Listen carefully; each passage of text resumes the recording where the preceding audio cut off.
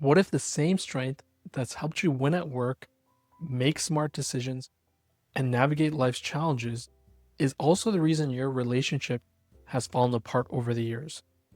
This is something you've probably regularly trusted and relied on, but it's also the belief related to this strength that is now the reason your partner likely feels misunderstood, disconnected, and emotionally exhausted. And it's brought your marriage potentially to the brink of separation or even divorce. What am I referring to here?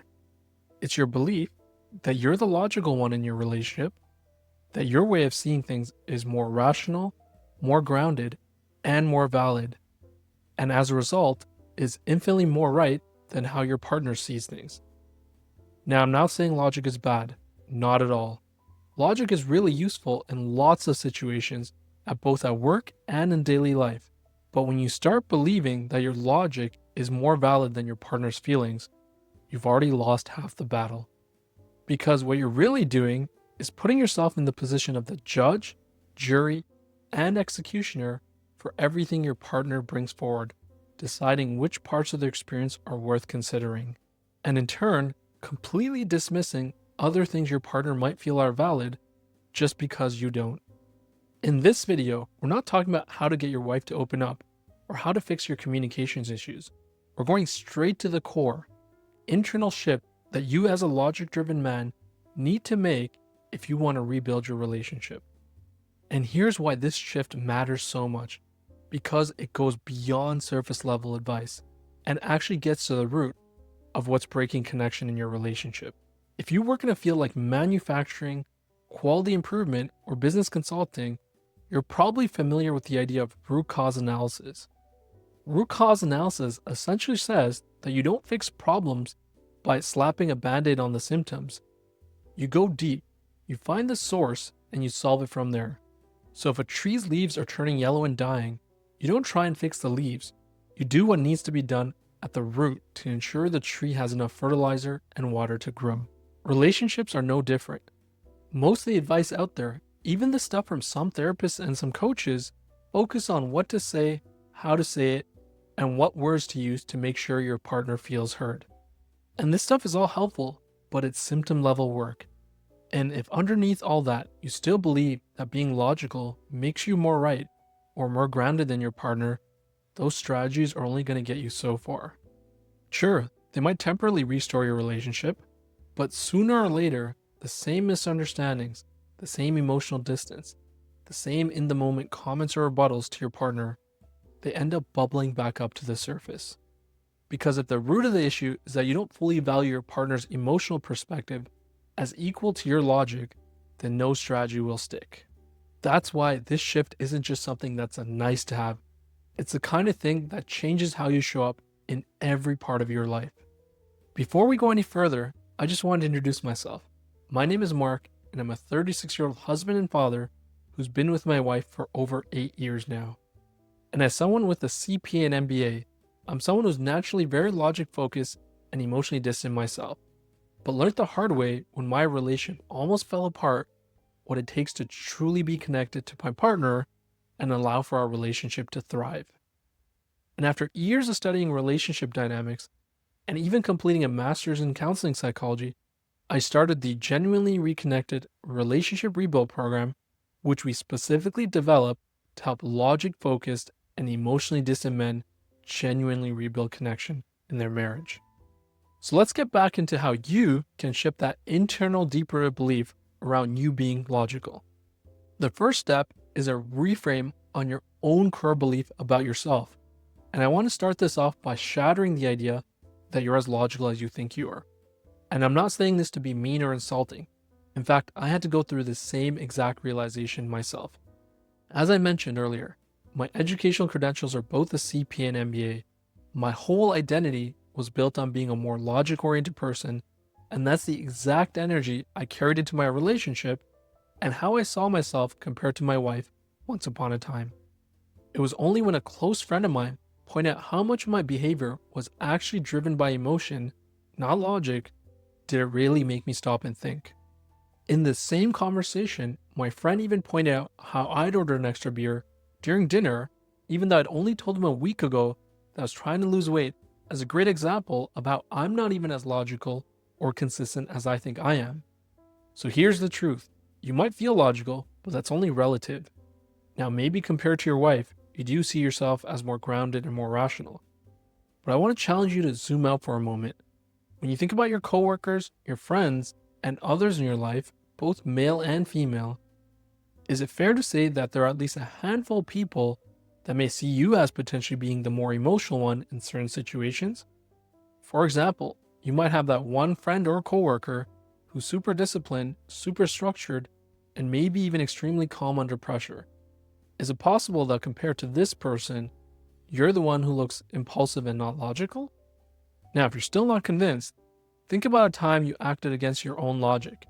Maybe you ate too much when you said you were cutting back on calories. Maybe you've had moments of road rage at some point or another in your life. Or maybe you avoided moving forward on a business or career opportunity because of fear. Now imagine trying to justify those actions to that hyper-logical person in your life, the one who always eats healthy, always plans 3 steps ahead, and shows up with consistency every time. You probably feel a little exposed, maybe even defensive, right? This is the exact situation you're likely consistently putting your partner through, just because they don't measure up to the arbitrary degree you've decided is logical. Take even Elon Musk. Here's someone who uses insanely logical and calculated mind to help launch billion-dollar companies in the electric vehicle and space exploration space. But if you go check him out on Twitter, you'll see a different side of him. Impulsive tweets, emotional reactions, and just chaos in general that proves even the most supposed logical people are still driven by emotion more than you or I might realize. Once again, my point here isn't to make you feel called out. It's to help you realize that we're all emotional. You're not immune. You're not an exception. You're just human. And once you internalize that, a lot starts to change in how you show up in your relationship. Now, if what I've said so far hasn't caused any deep internal reframes on why always showing up with logic in a relationship isn't helpful, let me also give you the neuroscience perspective on this by talking to you about 2 specific parts of our brain, the amygdala and the prefrontal cortex. Whether it's a friend, coworker, your wife, or even yourself, here's what's happening in the brain when emotions are high. When we're in an emotionally charged state, the brain goes into what's called a fight or flight response. This is when the amygdala, our brain's emotional alarm system, takes over and essentially hijacks our ability to think logically. In this process, the amygdala also initiates the release of stress-related hormones. The prefrontal cortex, on the other hand, which is the part of the brain responsible for logic, planning, and decision-making, takes a back seat. This means that in moments of conflict or high emotional states, no one, no matter how composed they normally are, is operating from a purely logical space. So if someone is in an emotionally heightened state, trying to hit them with logic won't land. In most cases, it'll actually make things worse. What they need isn't your perfectly reasoned argument. They need to feel heard. Because when someone feels seen and understood, it can in turn help their nervous system start to regulate. And once the nervous system is more regulated, the prefrontal cortex, the part responsible for logic and reasoning, can come back online. So what this means is that when someone feels emotionally safe and heard, they're in a much better spot to actually listen and take in what you're saying afterwards. This is why it's so important to not just dismiss emotional responses, but to create space for them, especially in moments of heightened conflict or frustration.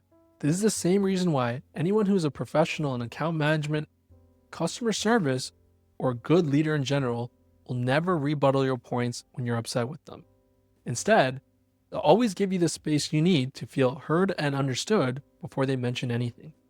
Something else you need to realize about logic is also its interplay with defensiveness. What I mean by this is that logic can cause you to dismiss emotional data your partner is providing to you, and it arms you with even more ways to shut down, deflect, or push back in conversations, making real connection even harder. Let me share a quick story with you on this that happened to me a little while ago. Now at the time, there was lots going on. We just moved to a new home, my work was getting busier, and I was also doing lots of things around the house to make sure we felt settled. And at the time, my wife came to me and said, "I'm not feeling as connected to you." Naturally, my logic brain kicked in, and I started thinking, how are you saying you're not feeling connected to me? Look at everything I'm doing for our family, and look at all the things I've done recently to spend time with you. I watched that Netflix series with you that I really have an interest in. I've been making an effort to spend time going on walks regularly with you, and I even went to the tea room in our city that I didn't really have much interest in. In that situation, it would have been very easy for me to lean into my logical defensive brain, but it would have been completely ignoring the emotional data my wife was giving me, and my supposed logical rebuttals would have just sounded more like I was dismissing my wife's concerns. Instead, I was able to check my logic driven brain and acknowledge that how she felt doesn't always have to line up fully with the facts that I have in my head. Her experience and feelings are different from mine and are just as valid. And in that situation, when I was able to approach my wife's concerns with empathetic curiosity instead of logical defensiveness, it turned out that it wasn't about the amount of time I was dedicating to be with my wife, but rather the types of conversations we were having. Naturally, because we just moved into a new home, I kept making all our conversations about things we need to get done, and it turned out that's actually why my wife didn't feel connected to me at the time. This whole idea of facing off logic against emotion is something worth unpacking further. It's not about one being right and the other wrong. Both serve a purpose, and both are necessary if you want a relationship that actually works. It's like speaking two different languages.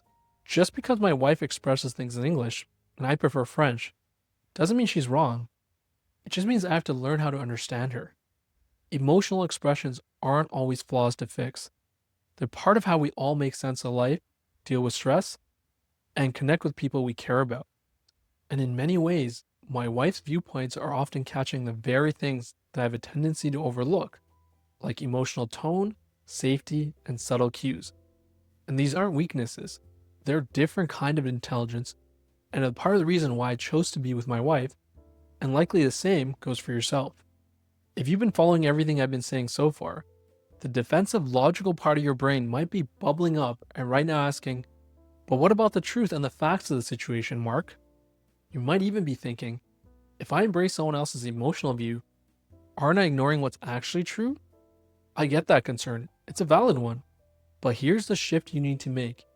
Emotional perspectives aren't in place of truth, they're a part of the truth.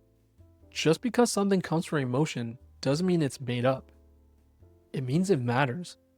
Most of the time, those feelings are coming from real things your partner's been through, even if they don't totally make sense to you in the moment. I'm not asking you to abandon facts. I'm asking you to expand your view of what counts as valid information. Think of it like this.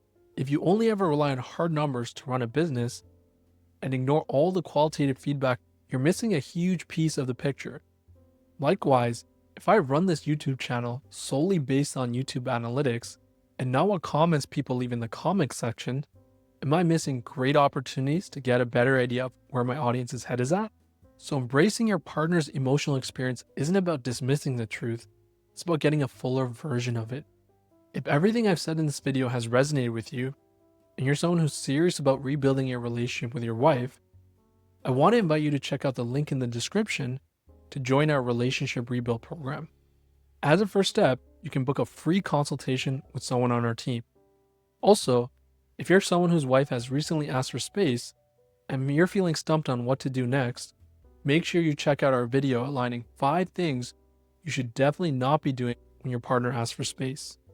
And if you haven't already, don't forget to hit that like and subscribe button so you can continue to receive more content from our end on how to genuinely restore connection in your marriage.